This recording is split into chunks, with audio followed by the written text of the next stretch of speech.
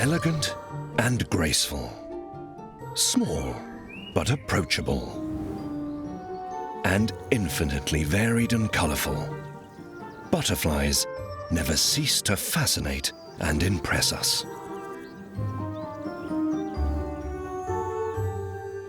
And yet these exquisite beings begin life as little more than worm-like creatures, ever-hungry caterpillars that munch their way through our gardens.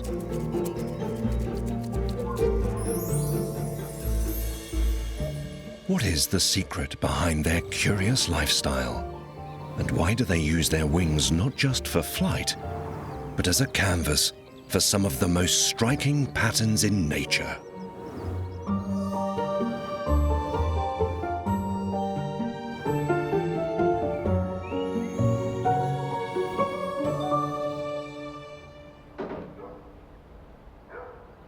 A garden shed, an unlikely place for butterflies.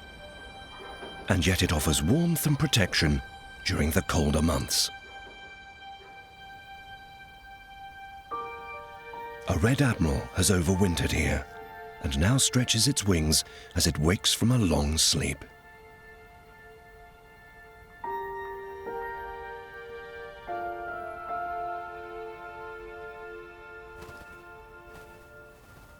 It tries to head towards the light.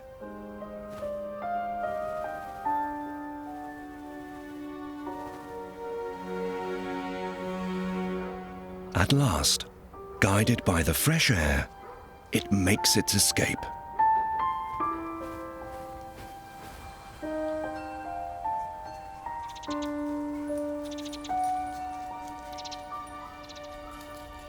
The buds of the blackthorn bush are about to open, but within its thorny branches, something else is breaking out of its cocoon.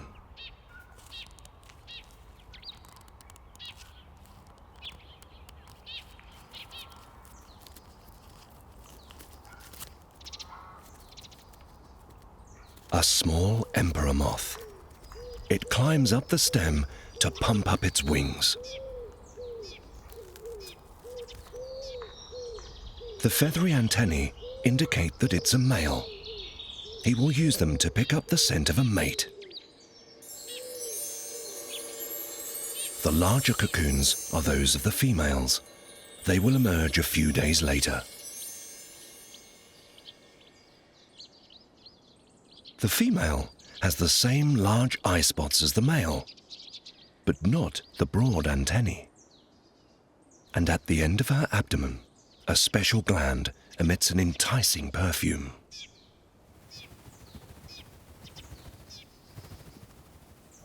It will attract males from several kilometers away.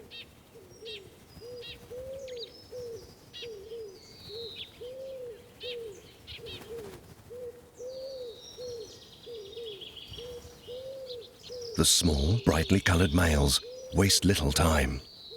They have no mouthparts and can't feed, so they need to mate before their energy reserves run out.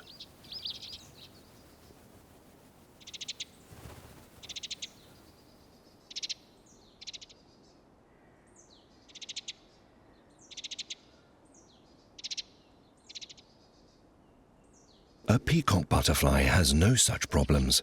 It can refuel at any time and has come to the blackthorn bush to feed on its sweet nectar.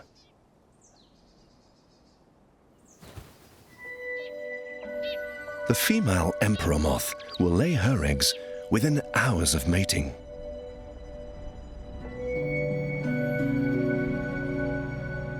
Unlike the males, she only really becomes active at night. Under cover of darkness, she lays her eggs on a branch within the hawthorn, close to where she mated.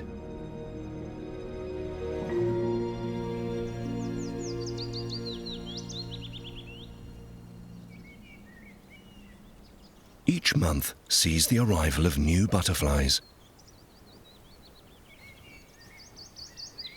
The common brimstone has come to this wet woodland to breed.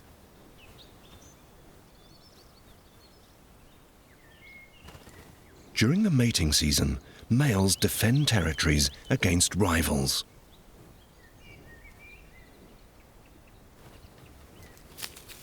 But in the excitement, innocent passers-by sometimes get caught in the crossfire.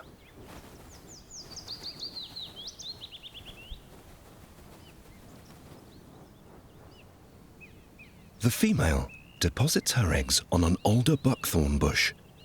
The unassuming tree is crucial to the survival of her caterpillars when they hatch. The alder buckthorn is the sole food plant of brimstone caterpillars, so plant and butterfly often go hand in hand.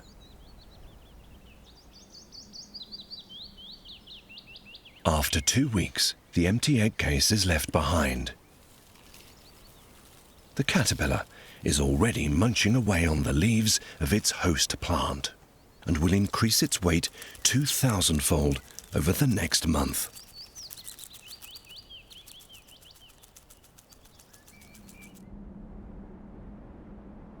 To avoid detection by predators, it often rests along the midrib of a leaf, where it's difficult to spot.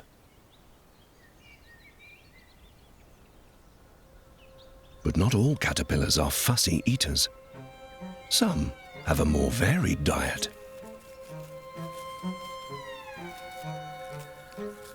The hairy hatchlings of the vapor moth first consume the remains of their egg cases.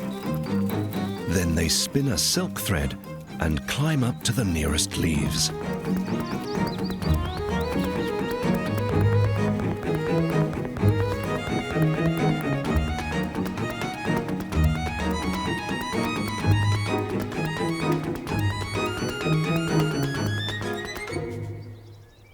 In this case, the leaves of a small birch tree. The vapor moth is widespread and common across Europe. Feeding on a great variety of plants, it can live in all kinds of habitats.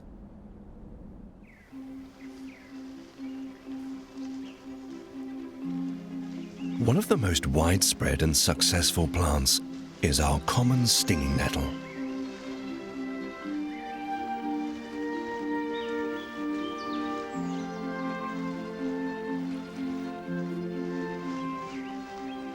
The stinging leaves are in fact packed with nutrients. They contain more protein and minerals than most. And they're the perfect baby food for caterpillars.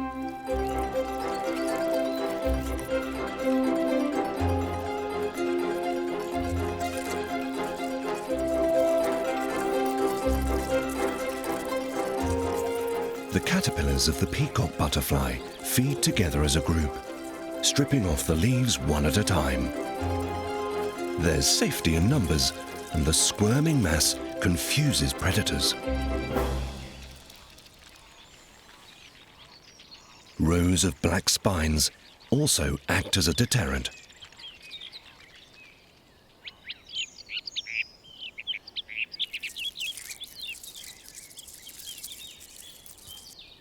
The caterpillars are being watched.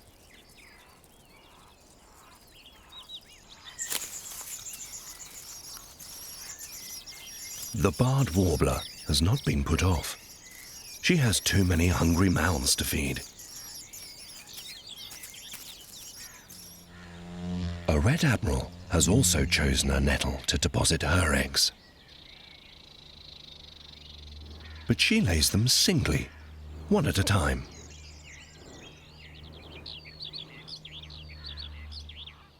It takes about 10 days for the small caterpillar inside to develop.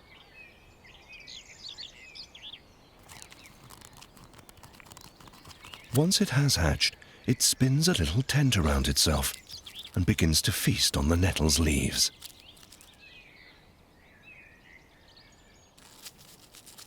It might appear that plants have little defense against the tiny chomping mouths.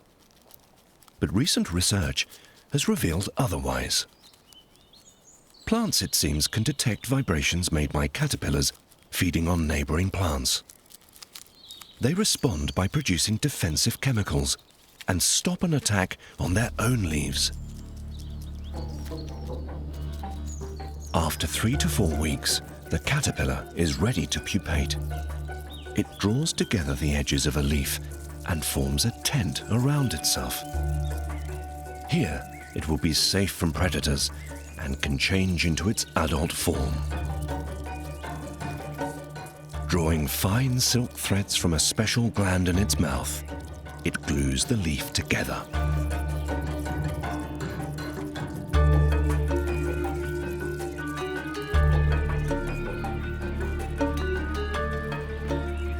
Finally, the caterpillar sheds its skin one last time and turns into a pupa, or chrysalis.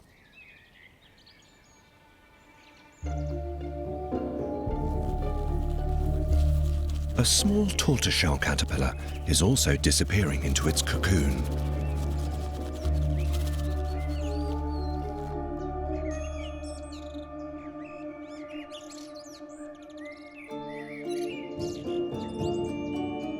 Within a few hours, its case has hardened and turned into an exquisite sculpture with a metallic golden sheen.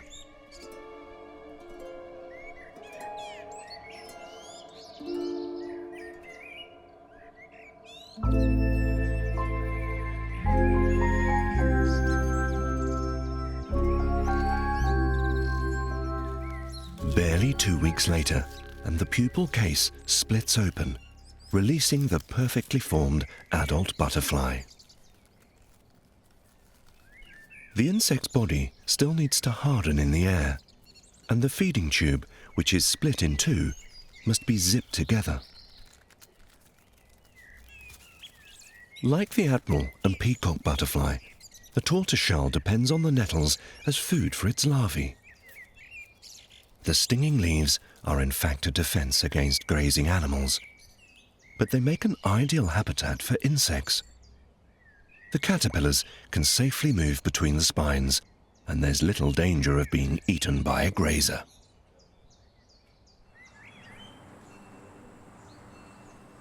Even agricultural crops attract their own kinds of butterflies. A field of cabbage appeals to one of our most common species, the cabbage white. The caterpillars are the bane of farmers everywhere and can decimate entire fields. But where pesticides are not put to use, natural predators will soon come to their aid. Wasps need protein-rich insect food for their own larvae, so a juicy caterpillar makes a perfect meal.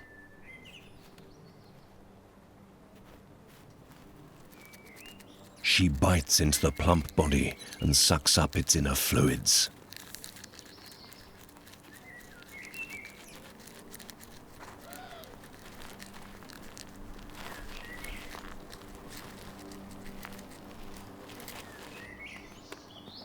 With a belly full of protein juice, she flies back to the nest.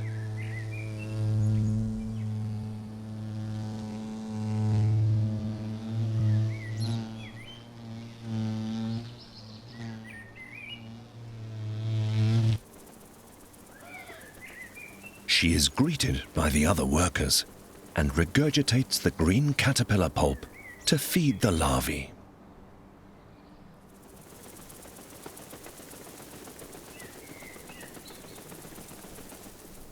Not everyone is happy to have wasps in their garden, but those who are can be assured they'll help control insect pests. Unlike their caterpillars, most butterflies are not fussy eaters and will happily feed on a variety of garden flowers.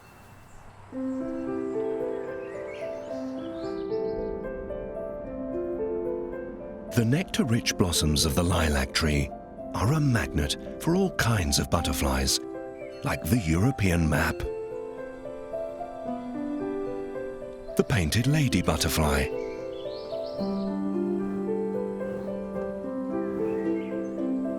and the red admiral, a frequent visitor to our gardens.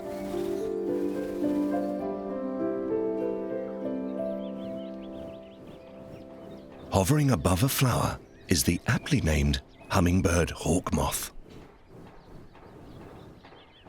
Its smaller cousin, the bee hawk moth, flies in a similar way. But there is one hawk moth that is after something sweeter than nectar. The death's head hawk moth has picked up the alluring scent of honey. But getting past thousands of armed soldiers is no easy task. Astonishingly, the large moth simply walks into the hive, straight past the seemingly unconcerned bees. The cunning thief mimics the scent of the bees, tricking them into thinking it's one of their own. It's the perfect adaptation for a life of crime. And chemical camouflage is not its only tool. A short, thick feeding tube is useful for piercing the honeycomb to suck out the sugary liquid. And a thick skin helps in case you get caught. It protects against the punishing stings. The hawk moth has mastered the perfect honey heist.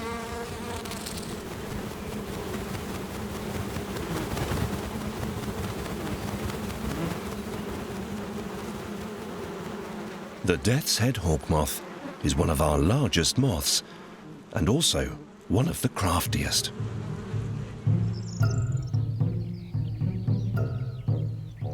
After 3 months of gorging on blackthorn leaves, the caterpillar of the emperor moth has become huge.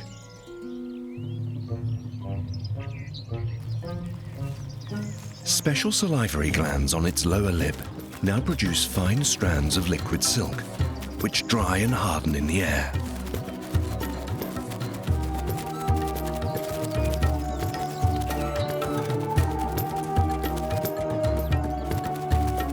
The caterpillar spins an intricate mesh of fibers around itself, entombing its body in a silken cocoon. It will stay inside this protective casing until the following spring. All across the countryside, in every bush and tree, the caterpillars of moths and butterflies are preparing to change into their adult forms. Some are transforming not just their own appearance, but that of their surroundings.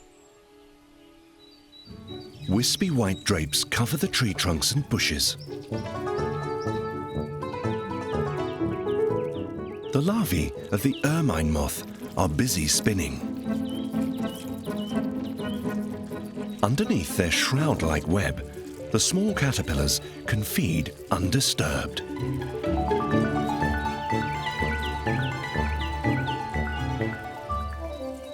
Only when they emerge do they run the gauntlet of hungry beaks.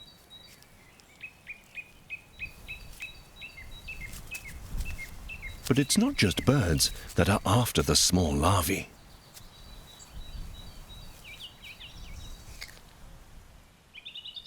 A parasitic wasp moves gingerly across the web. It uses its long egg-laying tube to probe for caterpillars underneath. If it finds one, it thrusts the pointed needle into the body and deposits an egg. When the eggs finally hatch, the wasp larvae will eat the caterpillars from the inside.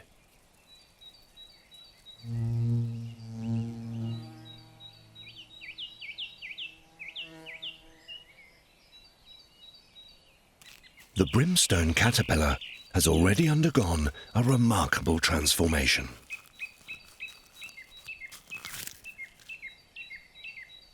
It's one of nature's miracles. A worm-like caterpillar is turned into a delicate creature with wings.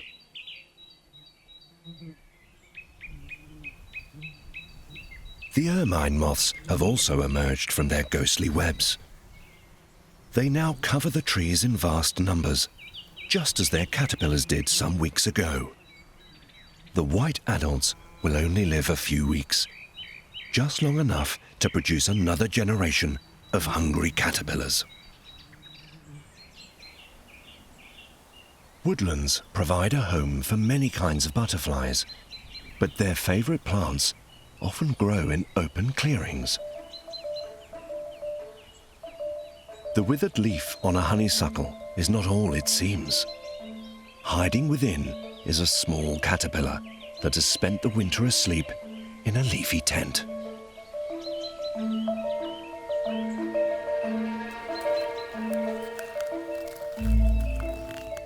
Now it starts to move and emerges from its secret hideaway.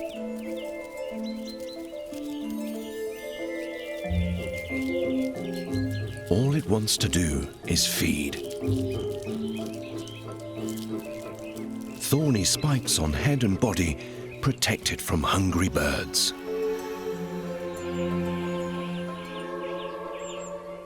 The caterpillar of the white admiral butterfly feeds solely on honeysuckle leaves. By the time the plant flowers, the caterpillar has eaten all it needs and is ready to undergo a transformation.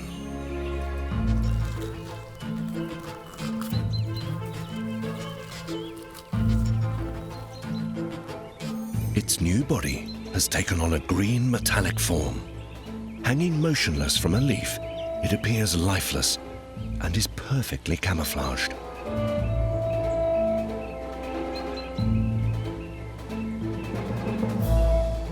Two weeks later, and the pupa has turned into a black, alien-looking creature. It's hard to imagine that from this will soon arise a thing of exquisite beauty. A white admiral butterfly.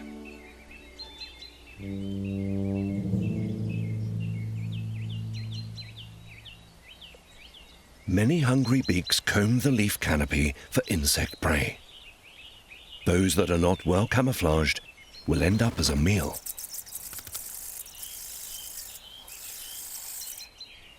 One caterpillar has come up with a most unusual ploy to avoid being eaten.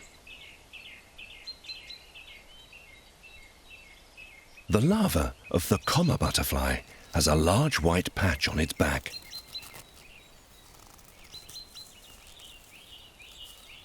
From above, it looks much like a bird dropping, and most predators give it a wide berth.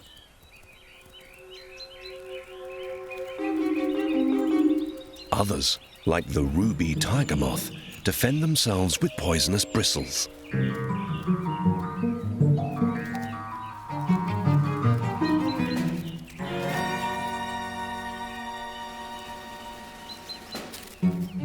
And the long hairdo, sported by the miller moth, is also an effective armor. Most predators dislike a fuzzy mouthful. Caterpillars with a furry coat, it seems, can go about their business undisturbed.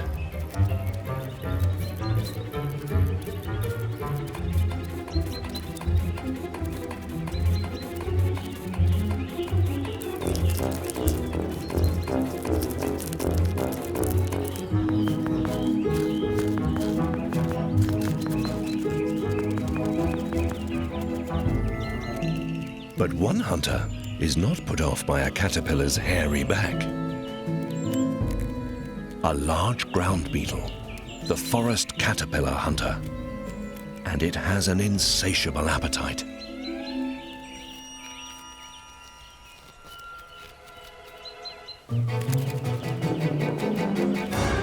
With strong jaws and defensive armor of its own, it makes an easy meal of the hairy caterpillar.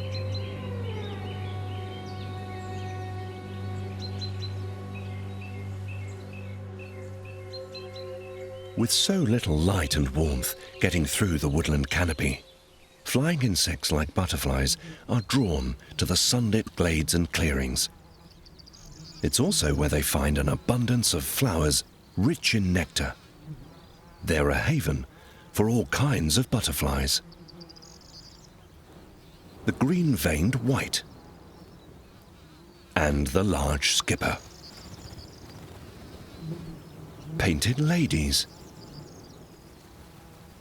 and the lesser purple emperor.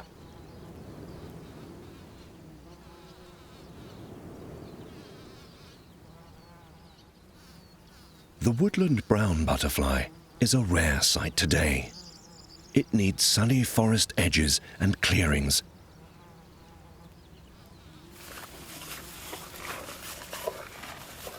For centuries, large grazers like horses kept woodland clearings short and open. They created a mosaic of different habitats, perfect for butterflies.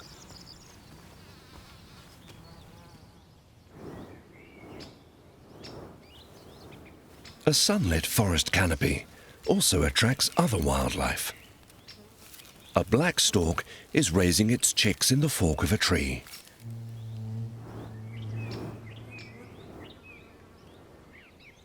The nest seems to attract woodland butterflies.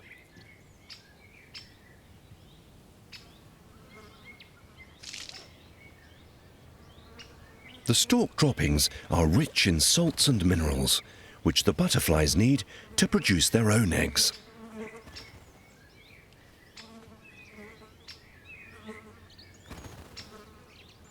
And it's not just storks that leave behind such valuable gifts.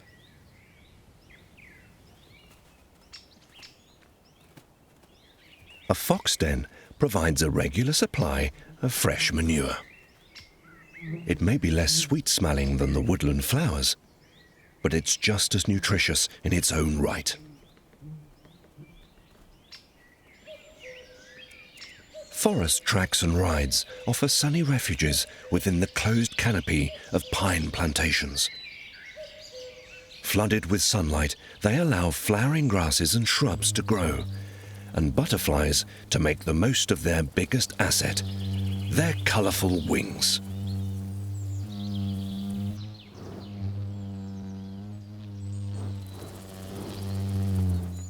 Butterflies come in a whole kaleidoscope of colours and striking patterns. But their true display is invisible to our eyes.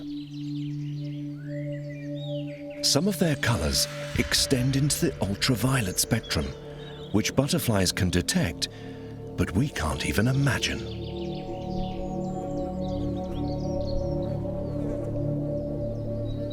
Under ultraviolet light, the male brimstone has bright patches on the underside of his wings, and yet to our eyes, he appears a uniform yellow colour.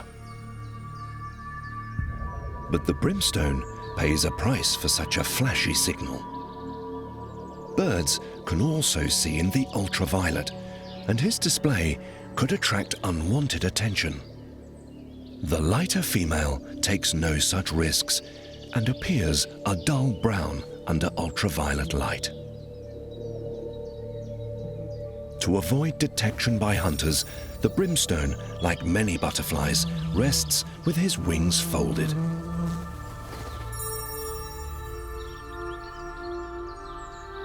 Under ultraviolet light, many wing patterns look very different. But exactly how butterflies perceive these colors is likely to remain a mystery.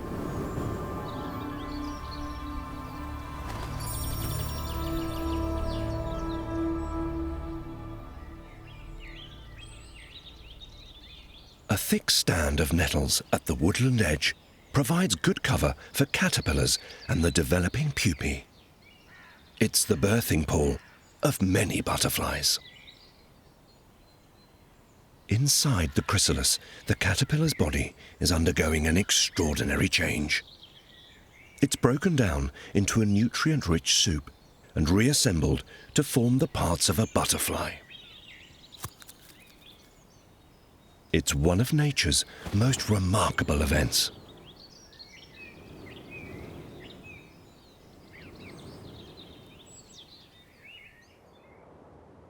The Alp Mountains form a natural barrier across Europe. But numerous migrating butterflies cross the high peaks every year. For other animals, the mountains are not a barrier, but a home.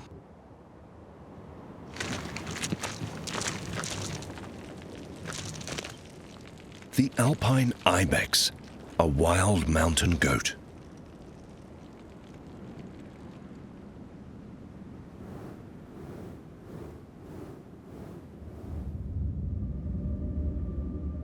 A cave high up in the mountains is home to some unusual inhabitants. Tissue moths spend 8 months of the year in the dark and damp.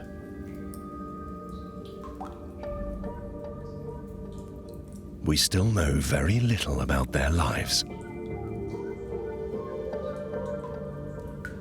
Each spring, they fly down the mountainside to breed in shrubs and bushes, where conditions are a little milder. But after the adults have hatched, they return to seek out the darkness of the cave again.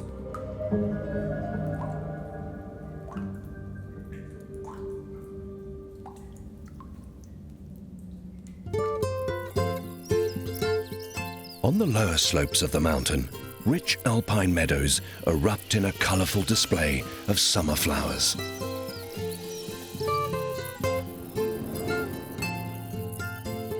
And with them come the bees and butterflies.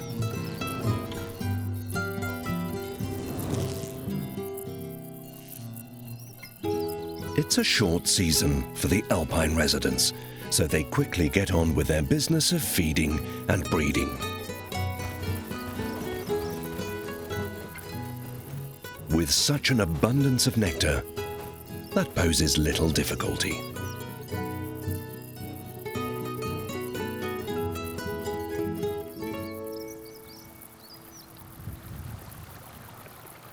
Some parts of the alpine landscape have remained virtually unchanged for centuries. The small Apollo is a high-altitude specialist often found near mountain streams. It rarely flies, clinging to the vegetation to sit out cold and windy weather.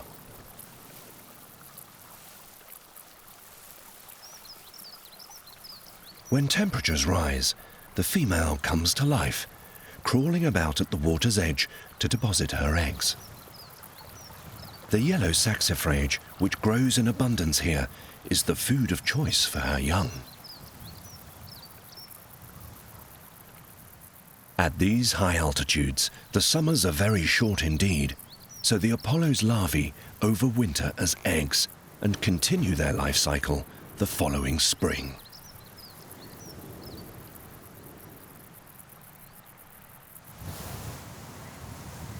Alpine meadows are among the richest habitats in Europe, teeming with insects and insect hunters.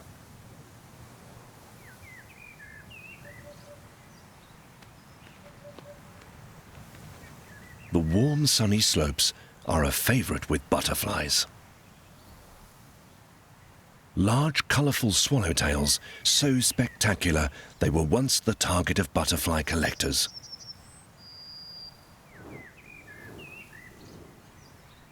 The males use thermal currents rising from the slopes to lift themselves up into the canopy.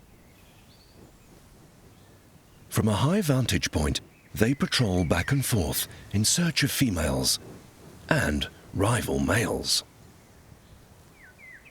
High above the treetops is their mating arena, and aerial chases serve to settle any disagreements.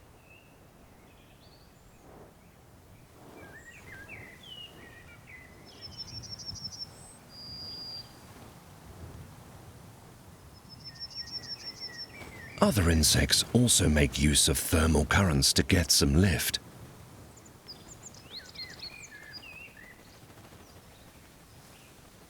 The owlfly has an ungainly, lumbering flight and needs much energy to stay airborne. When the sun slips behind clouds, the effort is clearly too much. All insects are cold-blooded and need the sun to warm up their bodies to become active. So when the sun reappears, the owlfly spreads its wings to soak up the warmth.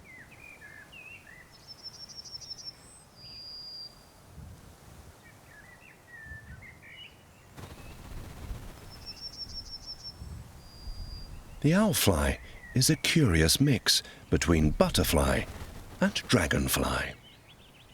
But it doesn't feed on nectar. It's a hunter. The tall flowerhead simply serves as a takeoff and landing pad.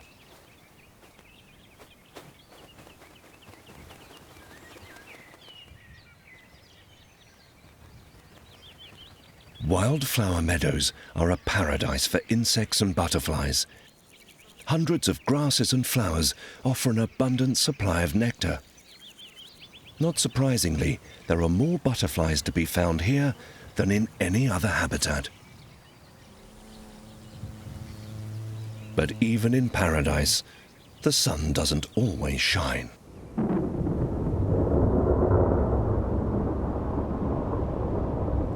A thunderstorm can bring gusty winds and large raindrops.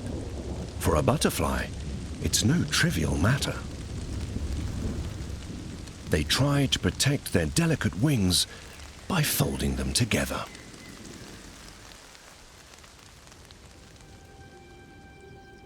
And when the storm has passed, they open them up and dry them in the sun.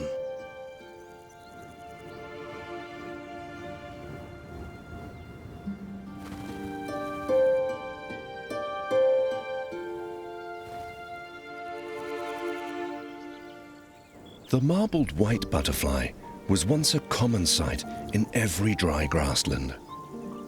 The striking black and white checkered pattern makes it stand out from the crowd. But like most grassland species, it's now in decline.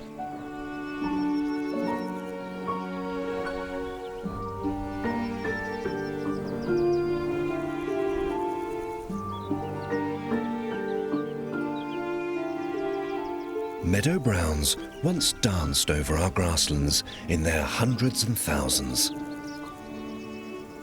while others formed part of a rich and colourful community of life, fluttering in the summer breeze.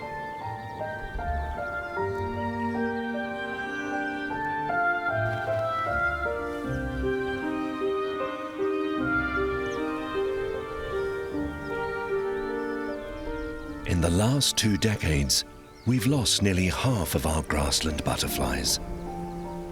These magical creatures that have given us such delight may soon become a thing of the past. And their decline is largely the result of our own careless actions.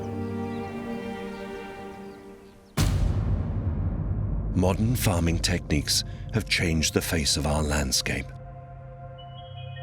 They've pushed aside much of our wildlife and the habitats they depend on.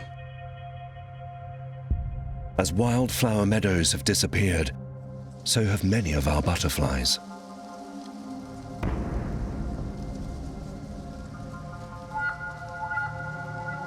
Vast swathes of crops now stretch across our countryside. They're devoid of food for butterflies.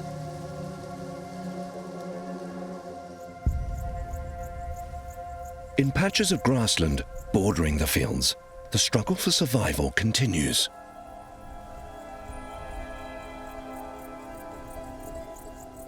A wasp spider. And it's not just after wasps.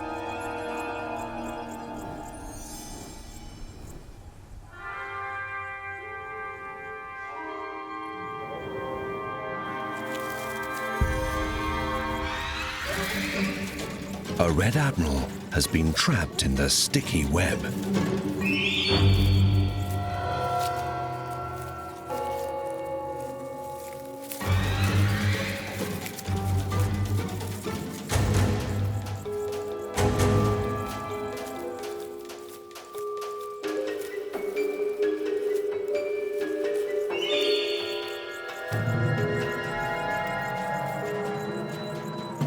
The spider tries to reach its victim for a lethal bite.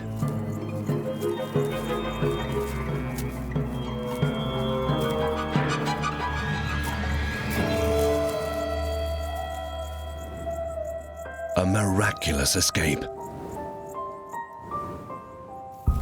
The spider is left with just a fragment of wing.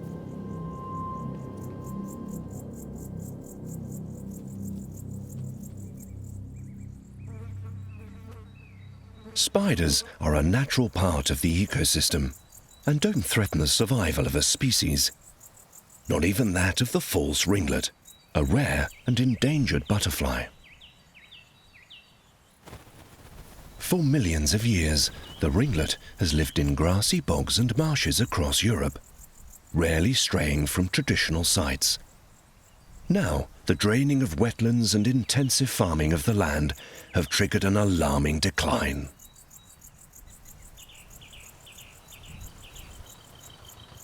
But not all farming practices are harmful to wildlife. Traditionally managed grasslands have a richer diversity of plants and animals than those abandoned and left to their own devices. A wet lowland meadow, carpeted in crimson flowerheads. The blood-red blooms attract insect pollinators, and there is one which is dependent on the plant for its entire life cycle. The dusky large blue butterfly not only feeds on the nectar, but also mates on top of the flowerhead. It even lays its eggs right amongst the tightly packed blossoms.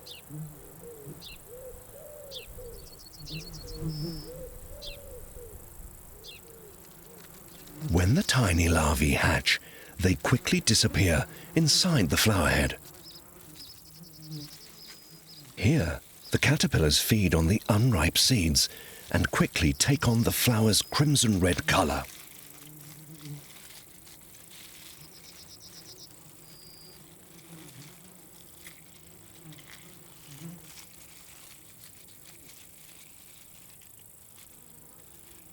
After 3 weeks, the large maggots have consumed everything there is and need to find a new home. But trapped high above the ground, that's easier said than done.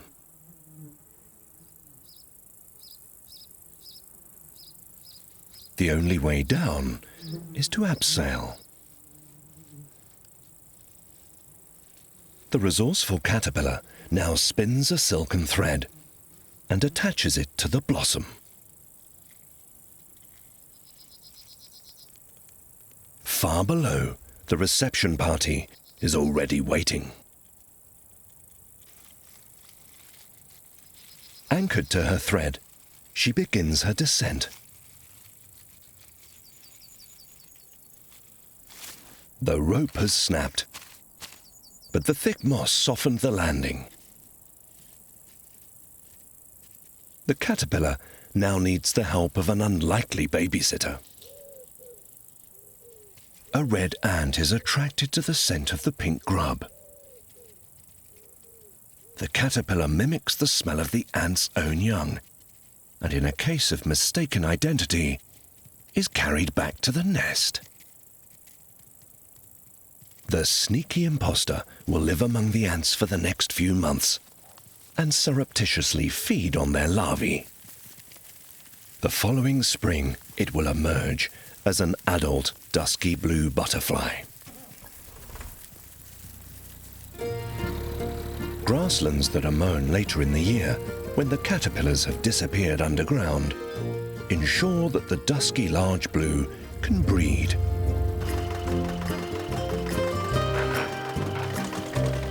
Without human intervention, the grasses would soon be smothered by larger shrubs and bushes. So the survival of this rare butterfly depends on the careful management of its habitat.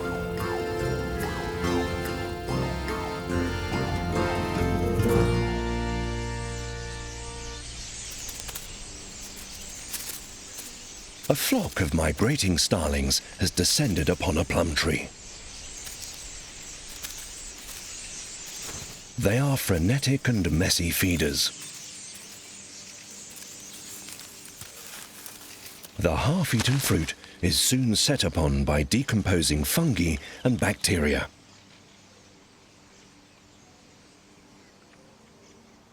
A red admiral is attracted to the fermenting plum.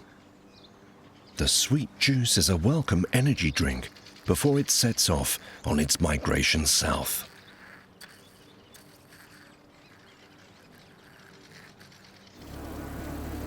Summer is nearly over, but there is still plenty of food for insects, including butterflies. The sweet, sugary sap oozing from the wound on a birch tree draws in a multitude of hungry creatures.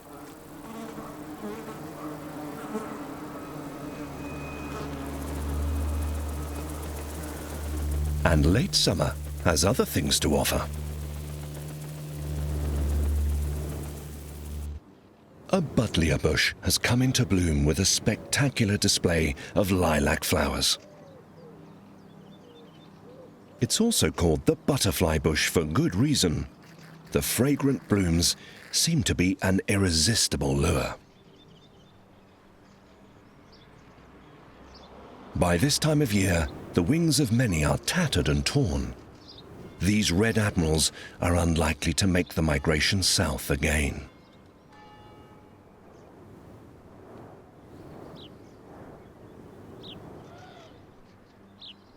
A dark crimson underwing is also attracted to the buddleia. It could easily be mistaken for an admiral, but is in fact a rare moth.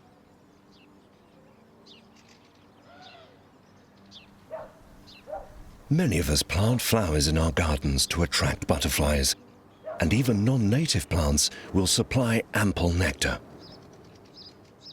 Michaelmas daisies are native to North America, but happily cater to the needs of our own insects.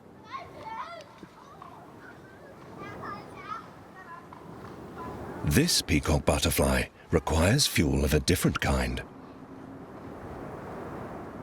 It flies on wind energy alone and is a particular favorite with children.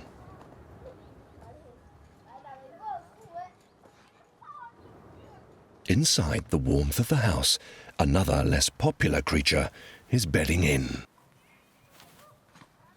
The larvae of the common clothes moth evolved to feed on the fur of dead animals. Not surprisingly, our woolen jumpers are a good substitute.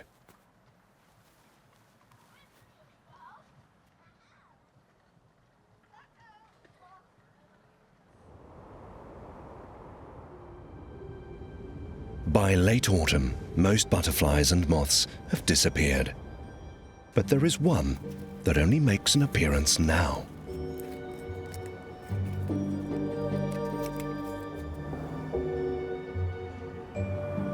The winter moth. Despite the increasingly chilly nights, the male is on the wing, looking for a mate.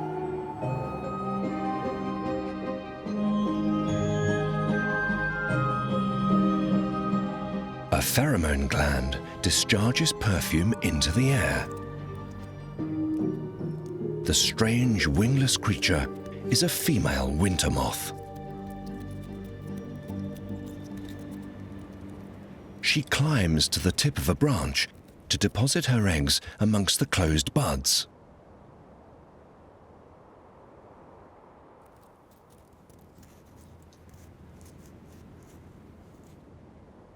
The small white mothballs will remain here all winter. In spring, the young caterpillars will emerge, eating holes in the leaves and blossoms of fruit trees, often causing extensive damage.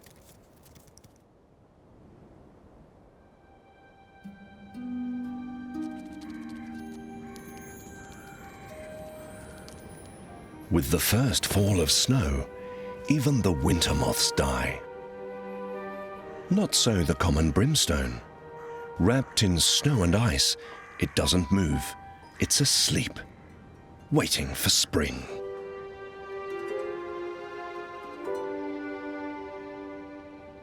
The winter landscape is devoid of butterflies. Many have migrated south. Others are dormant and asleep.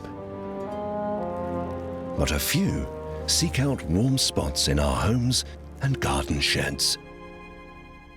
Red admiral butterflies have started to overwinter with us and are one of our more adaptable species. But to continue seeing a colourful variety of butterflies in our meadows and gardens, we need to look after them all just a little more.